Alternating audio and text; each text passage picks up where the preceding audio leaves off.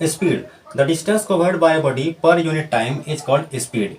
It is a scalar quantity and it is denoted by v, and its SI unit is meter per second, and it is given by v equal to s by t, where v equal to speed, s equal to distance, t equal to time. ठीक है, देखिए यहाँ पर क्या लिखे, इसका मतलब क्या हुआ कि किसी वस्तु द्वारा, ठीक है, किसी वस्तु द्वारा इकाई समय में तय की गई दूरी को चाल कहते हैं। ठीक है, इट इज स्केलर क्वांटिटी, माने क्या है कि ये एक आपका अदिश राशि है, यानी कि इसमें आपका दिशा नहीं होता है। ठीक है, इसमें सिर्फ आपका क्या होता है, ओनली परिमाण होता है। अच्छा, और क्या लिखे हैं, इट इज डिनोटेड बाय भी, यानी कि चाल को, स्पीड को लिखते हैं हम लोग किसमें, किसके साथ, भी के साथ। भी माने क्या हुआ, स्पीड। उसके बाद क्या है, एसआई यूनिट, तो इसका जो एसआई मात्रक होता है वो आपका क्या होता है, मीटर पर सेकेंड होता है। ठीक है, जैसे कि दूरी और विस्थापन का मीटर होता है, तो इसमें क्या होता है, मीटर पर सेकेंड।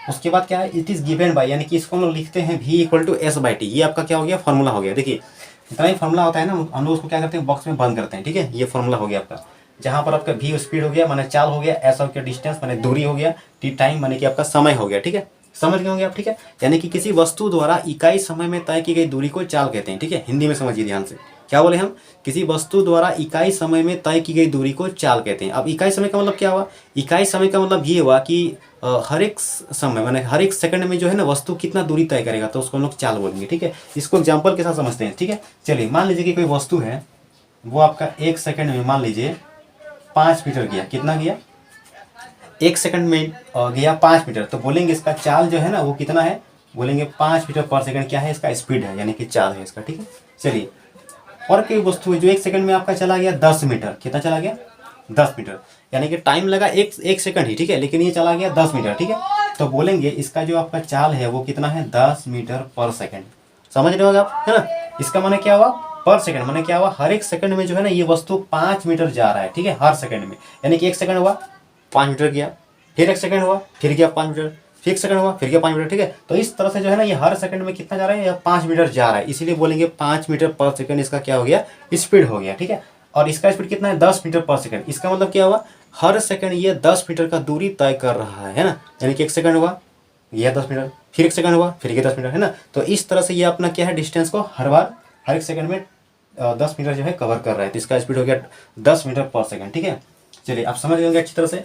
और इसमें दिशा नहीं होता आपका, इसलिए इसको क्या बोलेंगे, इसको बोलेंगे स्केलर क्वांटिटी। ठीक है, चलिए अब इसको नोट कीजिए फटाफट। अब पढ़ेंगे वेलोसिटी के बारे में। The distance covered by body per unit time in a definite direction is called velocity, या the rate of change in displacement of a body is called velocity. ठीक है, and it is generated by v, ऐसा unit आपका हो गया इसका metre पर second, और ये आपका क्या है, it is a vector quantity. ठीक है, एक निश्चित दिशा में किसी वस्तु द्वारा इकाई समय में तय की गई दूरी को वेग कहेंगे। वेग माने वेलोसिटी, है ना। उसमें इसमें क्या होता है कि इसमें दिशा होता है एक निश्चित डायरेक्शन में, यानी कि एक फिक्स दिशा में क्या होगा, चाल होगा आपका, उसको क्या बोलेंगे हम लोग, वेग बोलेंगे। ठीक है, समझ गए। या इसको और एक तरीके से बोल सकते हैं, the rate of change in displacement of a body is called velocity, यानी कि विस्थापन में परिवर्तन की दर को हम क्या बोलेंगे, वेग बोलेंगे। अब चूंकि विस्थापन क्या होता है, एक सदिश राशि है, देयरफॉर आपका जो वेलोसिटी होगा, वेग होगा, वो भी क्या होगा, एक सदिश राशि होगा। ठीक है, और इसका जो एसआई मात्रक हो गया वो आपका मीटर पर सेकंड हो गया, जो आपका चाल का है, वेग का भी वही चीज़ है। ठीक है, उसको भी से सूचित करते हैं, और इसको भी क्या करते हैं, चाल और वेग दोनों को ही हम लोग भी से ही सूचित करते हैं। ठीक है, ये आपका हो गया।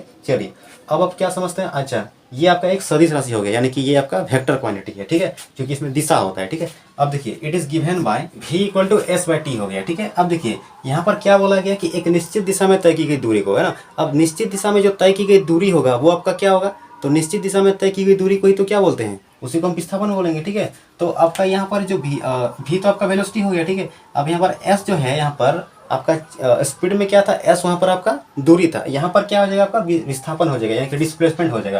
कारण ये है, रीजन क्या है यहाँ पर, तो रीजन आपका ये है कि उसमें आपका दिशा नहीं था, और इसमें क्या होता है, दिशा होता है, क्योंकि डिफिनेशन में लिख दिए यहाँ पर कि इन ए फिक्स डायरेक्शन, यहाँ पर लिखा हुआ है। ठीक है, तो देयरफॉर डायरेक्शन हो गया, मतलब क्या हो गया, अगर दूरी में दिशा हो जाएगा तो मतलब क्या हो गया, वो विस्थापन हो गया। ठीक है, और टाइम हो गया।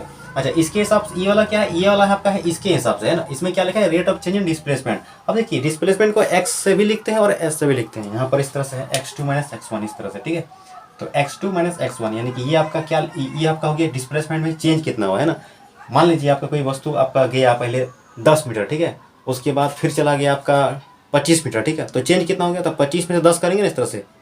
ठीक है, तो वही आपका हो गया चेंज माना आपका कितना जो है, चेंज कितना हुआ, डिस्प्लेसमेंट में कितना परिवर्तन होगा। ठीक है, तो v वेलोसिटी हो गया, x2 हो गया आपका फाइनल पोजीशन, x1 हो गया आपका इनिशियल पोजीशन, t आपका टाइम हो गया। ठीक है, और या हम ऐसे भी समझ सकते हैं कि x2 माइनस x1 जो हो गया ये आपका चेंज इन डिस्प्लेसमेंट हो गया, ठीक है, इस तरह से, ठीक है।